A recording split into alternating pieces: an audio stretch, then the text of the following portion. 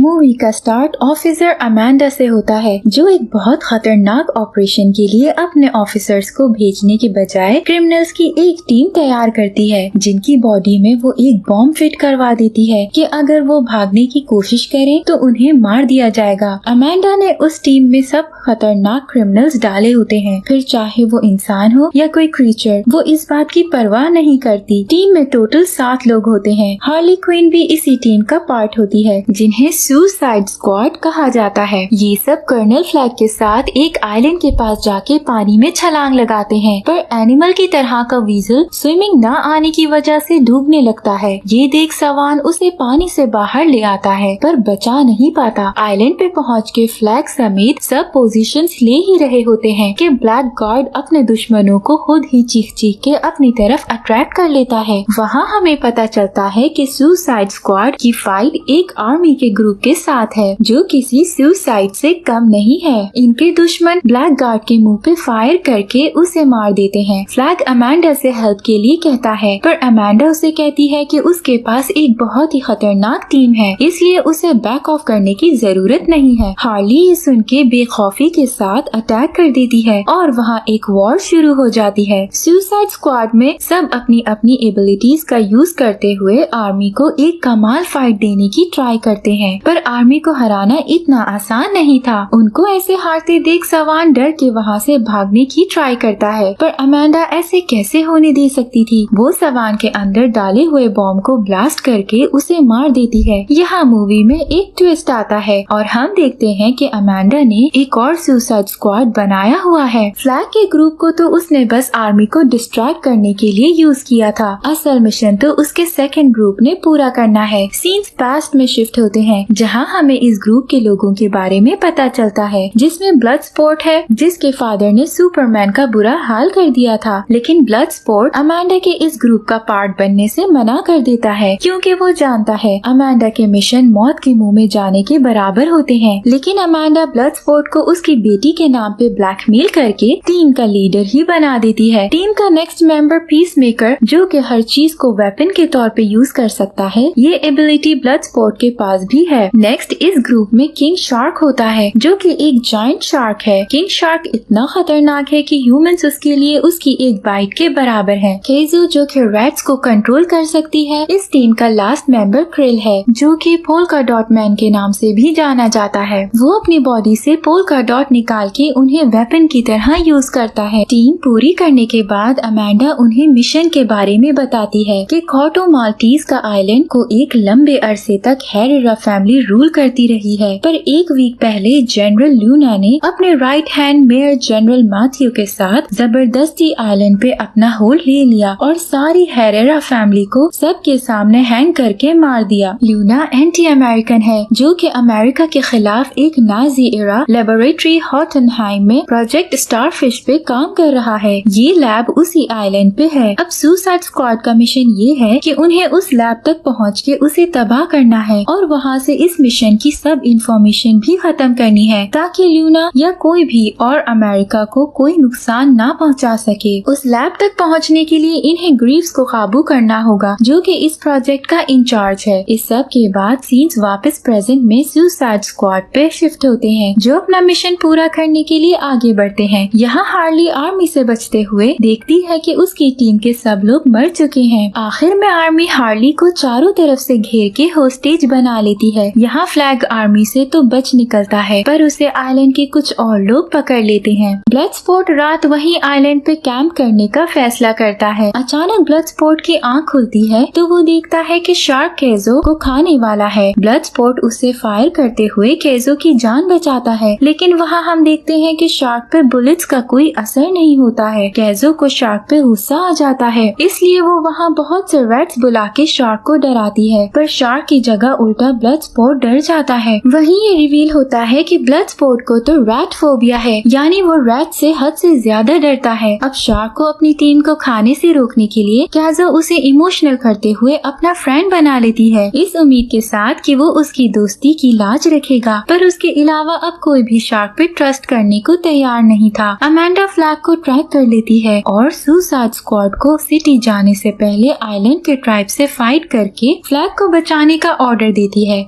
Suicide squad tribe तक पहुंच जाते हैं और अपनी अपनी एबिलिटीज का यूज करते हुए सोचे समझे बगैर अटैक शुरू कर देते हैं। फ्लैग तक पहुंच के इन पर रिवील होता है कि ट्राइब के लोग इनके दुश्मन नहीं बल्कि फ्रीडम फाइटर्स हैं, जो कि उनकी तरह ल्यूना के खिलाफ लड़ रहे हैं। उन्होंने फ्लैग को मरने के बजाय मौत के मुंह से निकाला है। ट्राइब की लीडर अपने सब लोगों को मरा पाके पहले तो बहुत गुस्सा होती है, पर फिर फ्लैग के समझाने पर वो काम डाउन होती है और ये जानते हुए कि उन दोनों का मिशन एक है, उनकी हेल्प के लिए रेडी भी हो जाती है। सीन्स ग्रीव्स पे शिफ्ट होते हैं, जो ल्यूना और मैथ्यू को अपना प्रोजेक्ट दिखाता है। वो एक जायंट स्टारफिश है जो अपने अंदर से बेबी स्टारफिश निकालती है। वो बेबी स्टारफिश लोगों पे अटैक करके उसकी सारी पावर्स खुद ले लेते हैं, जिससे स्टारफिश ग्रो करती है और पावरफुल होती जाती है। ल्यूना इस स्टारफिश को यूज करके वर्ल्ड को कंट्रोल करना चाहता है, जिसके बाद ल्यूना हार्ली को प्रिंसेस की तरह तैयार करवा के अपने मैंशन बुलाता है, जहाँ वो हार्ली को शादी के लिए प्रपोज करता है। उसे लगता है कि लोग उसे प्रेसिडेंट की पोस्ट के लिए सही नहीं समझते, क्योंकि वो शादीशुदा नहीं है, इसलिए वो सबको इमेच्योर लगता है। अब जबकि हार्ली भी उसकी तरह पागल है, वो दोनों मिलके वर्ल्ड को रूल कर सकते हैं। हार्ली को ये आइडिया बहुत पसंद आता है और दोनों के बीच रोमांस शुरू हो जाता है, लेकिन हार्ली को समझाना इतना आसान तो है नहीं। जोकर से धोखा खाने के बाद वो मजीद हार्ट ब्रेक के लिए तैयार नहीं थी। फिर लूना के इरादे भी अच्छे नहीं थे, इसलिए वो उसे सीधा दिल में गोली ही मार देती है। ये बहुत ही शॉकिंग सीन होता है। हार्ली को वापस होस्टेज बना लिया जाता है, पर वो अनजाने में ही सही लूना को रास्ते से हटा के मैथ्यू का काम आसान कर देती है। अब वो आसानी से प्रेसिडेंट बन सकता है। ब्लडस्पॉट अपनी टीम के साथ आगे बढ़ रहा होता है, तभी पोल्का डॉट अपनी स्टोरी सुनाते हुए बताता है कि उसकी मदर एक साइंटिस्ट थी। अपने बच्चों को सुपर हीरो बनाने के लिए उन्होंने इस सब पे एक्सपेरिमेंट शुरू कर दिया, जिसकी वजह से पोल्का डॉट इन्फेक्ट हो गया और ऐसा बन गया, जबकि उसके बाकी सब सिबलिंग्स मारे गए। फ्रीडम ग्रुप की लीडर के साथ मिलके ये सब आर्मी के लोगों के साथ फाइट करते उन्हें हरा के बॉर्डर क्रॉस करके सिटी में एंटर हो जाते हैं, जहाँ बस में कैजो अपनी स्टोरी सुनाती है कि उसके फादर एक बहुत ही गरीब इंसान थे, जिसकी वजह से वो दोनों रोड पे आ गए। फिर उसके फादर ने एक ऐसी मशीन इन्वेंट की जिससे वो रैट को कंट्रोल कर सके। इसमें कामयाब होने के बाद उन्होंने रैट्स की मदद से चोरियां करके अपनी गुर्बत को खत्म कर लिया, पर उसका असर न गया और दुखों से हार के कैजो के फादर की डेथ हो गई। फिर कैजो मशीन के साथ अमेरिका आ गई, जहाँ बैंक रॉब करते हुए वो पकड़ी गई। तब से वो जेल में है। वहीं ब्लडस्पॉट बताता है कि उसके फादर एक बहुत ही क्रूएल इंसान थे, जिन्होंने उसे बचपन में एक क्रेट में लॉक कर दिया था, जहाँ बहुत भूखे रैट्स थे। वो दिन है और आज का दिन। ब्लडस्पॉट रैट से बहुत डरता है। ये सब लोग कैफे पहुँच जाते हैं, जहाँ पहले तो ये सब बहुत एंजॉय करते हैं, पर फिर ग्रीव्स के वहाँ पहुँचने पर वापस काम पे लग जाते हैं। ब्लडस्पॉट अपनी टीम के साथ ग्रीव्स को पकड़ने में तो कामयाब हो जाता है, लेकिन तभी आर्मी वहाँ पहुँच के सबके आईडी कार्ड्स चेक करना शुरू हो जाती है। ब्लडस्पॉट कैजो और पोल्का डॉट के साथ ग्रीव्स को वहाँ से निकाल देता है। खुद वो पीस मेकर और फ्लैग आर्मी के आगे सरेंडर कर देते हैं। आर्मी की वैन में फ्लैग को पता चलता है कि हार्ली अभी तक जिंदा है, जिसके बाद वो सब मिलकर आर्मी ऑफिसर्स को मार के बस को आउट ऑफ कंट्रोल कर देते हैं। रोड पे बहुत ज्यादा तबाही होती है। आखिर में बस को चलाने वाला कोई ड्राइवर तो था नहीं, जिस पर बस इम्बैलेंस होते हुए रोल होती दूर जा गिरती है। पर मजाल है कि इन तीनों को कुछ हुआ हो। ये मजे से अंदर से निकल के आगे बढ़ जाते हैं। ब्लडस्पॉट तो लैब जाने को कहता है, पर फ्लैग पहले हार्ली को बचाने के लिए जाने को कह देता है। वहाँ हार्ली को मैथ्यू बुरी तरह टॉर्चर करके इंफॉर्मेशन निकलवाने की ट्राई में लगा होता है, लेकिन हार्ली अपने ही स्टाइल में उसे इरिटेट करती रहती है, पर एक लफ्ज मुंह से नहीं निकालती है। आखिर में इलेक्ट्रिक शॉक्स ले लेके बेहोश हो जाती है, पर वो बेचारा ये नहीं जानता था कि वो हार्ली है, कोई मजाक नहीं। मैथ्यू के रूम से जाते ही हार्ली आंखें खोल देती है और गार्ड को मार के बहुत ही स्टाइल से खुद को फ्री करती वहाँ से निकल जाती है। अपने रास्ते में आने वाले हर बंदे को बड़े मजे से मारते वो अपने ही टोन में सबको हराती बिल्डिंग से आसानी से बाहर आ जाती है, जहाँ वो फ्लैग और बाकी सबको उसे बचाने के लिए प्लान करते देखती है। वो बेचारे जो अपनी जान पे खेल के उसे बचाने यहाँ आए थे, हार्ली को देख हैरान रह जाते हैं। हार्ली इस सब की वजह से बहुत इमोशनल हो जाती है और उन्हें कहती है कि वो वापस अंदर जा सकती है। ये लोग अपना मिशन पूरा करते हुए आकर उसे बचा लें। फिर फ्लैग के गले लग के रोने लगती है कि किसी ने तो उसकी इतनी फिक्र की है। ये बहुत ही फनी सीन होता है। अब ये सब मिलके के लैब के अंदर जाने का सारा प्लान करते हैं, जिस पर ग्रीव्स कहता है कि ये सुसाइड से कम नहीं है। अब वो क्या जानता था कि इनका तो नाम ही सुसाइड स्क्वाड है। सुसाइड स्क्वाड बहुत ही स्टाइल में लैब तक पहुंचते हैं। फिर तेज बारिश में वहाँ के सब लोगों को अपने अपने स्टाइल में मारते हुए अंदर चले जाते हैं, जबकि पीछे से आर्मी के और बहुत से लोग लैब तक पहुंच जाते हैं। ये देख ब्लडस्पॉट ग्रीव्स से कह के सब डोर्स लॉक करवा देता है। जब तक डोर्स ना खुल जाए, आर्मी लैब के अंदर के गार्ड्स को मसला संभालने के ऑर्डर्स दे देती है। मैथ्यू तक न्यूज पहुंच जाती है और वो भी लैब के लिए निकल जाता है। सुसाइड स्क्वाड जब स्टारफिश तक पहुंच के उसकी पावर और उसे लोगों को ऐसे बर्बादी से मारते देखती है तो हैरान रह जाती है। वहाँ ग्रीव्स उन्हें बताता है कि उनकी गवर्नमेंट ने उन्हें यहाँ वर्ल्ड को बचाने के लिए नहीं भेजा है, बल्कि अपनी की हुई गलती को रोकने भेजा है, क्योंकि वो अमेरिकन ही थे जिन्होंने स्टारफिश को ढूंढा था, लेकिन फिर इसे इतना खतरनाक पाके गायब कर दिया। इस एक्सपेरिमेंट के इम्पोर्टेंट होने की वजह से यूनाइटेड स्टेट्स ने इस आइलैंड के साथ एक स्पेशल डील की और यहाँ स्टारफिश पे इलीगल एक्सपेरिमेंट शुरू कर दिया। ये जान के फ्लैग सब तबाह करने के बजाय कुछ रिकॉर्ड्स अपने पास रख लेता है ताकि वो प्रेस को दे के दुनिया को दिखा सके कि असल में चल क्या रहा है। लेकिन वो ये नहीं जानता था कि अमांडा ने उस पे नजर रखने के लिए पीसमेकर को बोला है। पीसमेकर फ्लैग से ड्राइव मांगता है। दोनों के बीच बहस शुरू हो जाती है। इससे पहले दोनों किसी फैसले पर पहुंच पाते, आर्मी के अटैक की वजह से बिल्डिंग का कुछ पार्ट तबाह होकर गिर जाता है, जिसकी वजह से स्टारफिश भी आजाद हो जाती है और वो सबसे पहले ग्रीव्स को ही पकड़ के बेदर्दी से मार डालती है। फ्लैग और पीसमेकर के बीच ड्राइव के लिए फाइट शुरू हो जाती है। दोनों ही एक दूसरे को पूरा कंपटीशन देते हुए जीत अपने नाम करने में लगे होते हैं। 1 मिनट के लिए तो ऐसा लगता है कि फ्लैग जीत गया, तभी पीसमेकर उसे हार्ट में स्टैब करते हुए बाजी अपने नाम कर लेता है। उसे ऐसा करते कैज़ो देख लेती है और ड्राइव लिए वहाँ से भागने लगती है, लेकिन पीसमेकर उसे भी पकड़ के उस पे गन पॉइंट कर देता है। सीन्स 8 मिनट्स पीछे जाते हैं, जहाँ हम पे रिवील होता है कि लैब में तबाही आर्मी की वजह से नहीं, बल्कि पोल्का डॉट के वेपन के बॉम्ब पे लगने की वजह से हुई है, जिसमें ये सब उस तबाही का शिकार हो जाते हैं। शार्क बिल्डिंग से नीचे आर्मी के पास जाके गिरता है, जो उसे फायरिंग कर करके मारने की ट्राई करते हैं, लेकिन शार्क पे कोई असर नहीं होता। वहीं हार्ली ब्लडस्पॉट का हाथ पकड़ के उसे गिरने से बचा लेती है। शार्क इतनी फायरिंग के बाद भी उठ खड़ा होता है और एक एक करके आर्मी के लोगों को खाने लगता है। लैब का ऊपर वाला हिस्सा टूट के नीचे गिरने लगता है, जिसमें हार्ली ब्लडस्पॉट और पोल्का डॉट होते हैं। वो तीनों बहुत ही एडवेंचरस वे में उस पार्ट से भागते हुए निकल के दूसरी तरफ आ जाते हैं। सारी बिल्डिंग शार्क के ऊपर जा गिरती है। हार्ली और पोल्का डॉट तो बच जाते हैं, पर ब्लडस्पॉट की रोप टूटने की वजह से वो नीचे पहुंच जाता है, जहां पीसमेकर कैज़ो पे गन ताने खड़ा था। ब्लडस्पॉट और पीसमेकर एक ही टाइम पे फायर करते हैं, पर ब्लडस्पॉट की बुलेट पीसमेकर की बुलेट को चीरते हुए निकलती है और पीसमेकर मारा जाता है। कैज़ो सबको स्टारफिश प्रोजेक्ट का राज बता देती है, जिस पर ब्लडस्पॉट ड्राइव को अपने पास छुपा देता है। वहीं दूसरी तरफ शार्क बड़े मजे से एक आदमी का सर खाता बिल्कुल सलामत उनके पास पहुंच जाता है। मैथ्यू अपनी सारी आर्मी के साथ इन्हें घेर लेता है, लेकिन उन्हें क्या पता था कि इससे बड़ा खतरा वहाँ मौजूद है। स्टारफिश निकल के बाहर आ जाती है। इतना जायंट मॉन्स्टर देख के आर्मी स्क्वाड की जगह उससे फाइट शुरू कर देती है, पर उसमें कहाँ बुलेट्स का असर होना था। वो अपने बेबीज ह्यूमंस पे छोड़ के उन्हें मारना शुरू हो जाते हैं। सब आर्मी के लोगों के मरने के बाद स्टारफिश खुद आगे बढ़ जाती है और सुसाइड स्क्वाड को कुछ नहीं होता। वहीं फ्रीडम ट्राइब गवर्नमेंट के सब लोगों को मारते सिटी का इंचार्ज खुद ले लेते हैं। जिन लोगों पे स्टारफिश बेबीज ने अटैक किया था वो मॉन्स्टर बने उठ खड़े होते हैं और स्टारफिश को फॉलो करने लगते हैं। वो सब हर जगह तबाही शुरू कर देते हैं। अमांडा ये देख उन्हें कहती है कि सिटी में होने वाली तबाही उनका मसला नहीं है। अगर उन्होंने लैब को तबाह कर दिया और सब इंफॉर्मेशन डिलीट कर दी है तो उनका मिशन खत्म हो गया है, वो वापस आ सकते हैं। पर ये सब ऐसा कर नहीं पाते और स्टारफिश को रोकने निकल जाते हैं, इस बात की परवाह किए बगैर कि अमांडा इन्हें मार भी सकती है। अमांडा उन्हें रोक नहीं पाती तो ब्लास्ट करने ही लगती है कि उसकी टीम की एक मेंबर उसके इस हार्टलेस बिहेवियर से तंग आके उसे हिट कर देती है। फिर सब सुसाइड स्क्वाड की हेल्प में लग जाते हैं। ये सब एक बहुत ही कमाल टीम की तरह काम करते हुए स्टारफिश से फाइट स्टार्ट कर देते हैं, जिसमें बहुत हद तक कामयाब भी रहते हैं। तभी ब्लडस्पॉट कैज़ो को खतरे में देख उसे बहुत ही हीरोइक वे में बचाता है, जिसकी बाद कैज़ो हजारों के हिसाब से रैट्स को बुला के स्टारफिश पे अटैक करवाती है। इस बात का फायदा उठा के हार्ली सीधा स्टारफिश की आई में स्टैब करते उसे मारने में कामयाब हो जाती है। ब्लडस्पोर्ट की डॉटर अपने फादर का ये हीरोइक एक्ट टीवी में देख बहुत प्राउड फील करती है। ब्लडस्पोर्ट ड्राइव की वजह से अमांडा को ब्लैकमेल करते हुए सुसाइड स्क्वाड को आजाद करवा लेता है। फिर अपना मिशन खत्म किए ये सब प्लेन पे वहाँ से निकल जाते हैं, जहाँ ब्लडस्पोर्ट अपने रैट के फोबिया को ओवरकम करते हुए रैट को प्यार करता है। पोस्ट क्रेडिट सीन में हम फर्स्ट टीम के वीजल को देखते हैं, जो मरा नहीं था, बस बेहोश था। वो आइलैंड में आजाद निकल जाता है। साथ ही पीसमेकर भी जिंदा निकलता है, जिसे गवर्नमेंट इलाज के लिए हॉस्पिटल ले जा चुकी होती है, ताकि उसके ठीक होने के बाद उसे मजीद मिशंस पे भेज सके। वही मूवी एंड हो जाती है।